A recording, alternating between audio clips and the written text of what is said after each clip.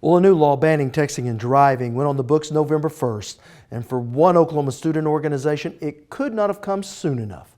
Blaine Singletary shows us how members of FCCLA are taking personal tragedy and using it as a teaching moment for their peers. These Oklahoma FCCLA members are doing what they do best, setting a strong, positive example for their fellow students. Here today, we're just trying to teach young people and our members at FCCLA how important it is to not be distracted while driving. That's Bailey Clausen, Vice President of Membership for FCCLA. She's one of a handful of officers from 15 different schools around the state who met at the Moore Norman Technology Center to discuss ways to get teens on the same page when it comes to the dangers of texting and driving. We hope to have students go back to their schools and really try to show the importance and tell the statistics and impact lives and save lives. It's an issue that hits close to home for many at this gathering.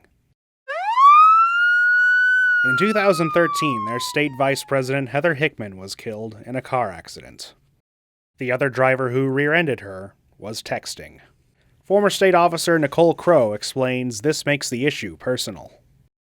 I was a state officer with Heather Hickman, and texting and driving really affected me personally because me and Heather weren't just teammates. We were friends outside of FCCLA. I was working when I got the call from Miss Morris. I was on break and she called me and she said she didn't make it. Heather passed away.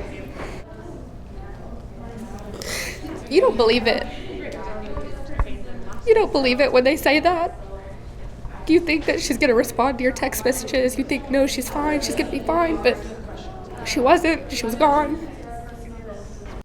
Aside from changing her own texting habits, she pushes now to change her family's habits as well.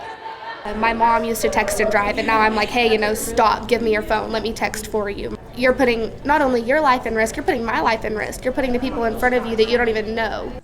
And that's the message they want to send to their communities when they head back home. The FCCLA is partnering with AT&T, state lawmakers and authorities, as well as the Oklahoma Challenge. It's a program that was started in the mid-'80s to curb the rise in teen drunk driving deaths and to encourage seatbelt use. Now Professor Richard Coburg says he hopes the same program can reduce the number of texting and driving accidents by 25% in just the first year. What we saw was that teenagers, high school students, are probably some of the most powerful people in the communities around the state. They went out and raised awareness about those issues and made lots of difference, and we're counting on them to make a difference with this issue. And so far, they've done a lot. FCCLA events have been held in schools all over the state, some getting the whole community involved. Linda Terrell is the Oklahoma Challenge Project Director. They did wonderful activities. They did week-long activities, sometimes where they had an activity a day. They would do things such as mock funerals and crashes. By presenting a dramatized version of the events, the hope is that the real-life tragedies can be kept at bay. Now, law enforcement is getting involved with texting and driving prevention more than ever before, thanks to a new state law. This is a law that Oklahomans wanted, and they deserve it.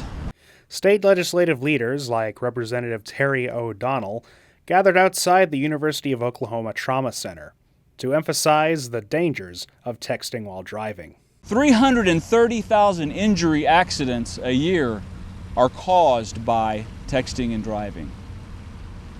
3,000 teenagers die a year because of texting and driving. Ardent supporters of the law say it was never about police officers writing more tickets. It's about safety. Supporters like Representative Mark McBride. It's just so easy to reach down and grab that phone and just glance at the phone just for a second. But they also agree that the best way to put the brakes on texting while driving is not through law enforcement and not through their own legislative efforts, but through these students. It's just encouraging to see young people that want to kind of change things. A sentiment shared by Representative Shane Stone. Even though I'm the youngest legislator, even when I'm talking to kids, I can see them kind of going, well, okay, that sure, he's saying that, but it doesn't really matter. But when you have someone in your passenger seat, especially when it's your best friend, and they say, you know, you don't need to text and drive, when it's somebody that you can relate to that closely, then you go, maybe I am being a jerk by texting and driving. But the biggest challenge for these FCCLA members is convincing their peers to change their habits at a time in their lives where they feel invincible. Nicole Crow has this message for them. It might not happen to you, but it might affect you. Someone else doing it might affect you. Heather wasn't texting and driving when that guy hit her. That affects all of us here.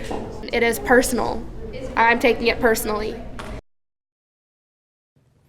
Well, Oklahoma has had a distracted driver law on the books for some time, but this new law specifically addresses texting and driving.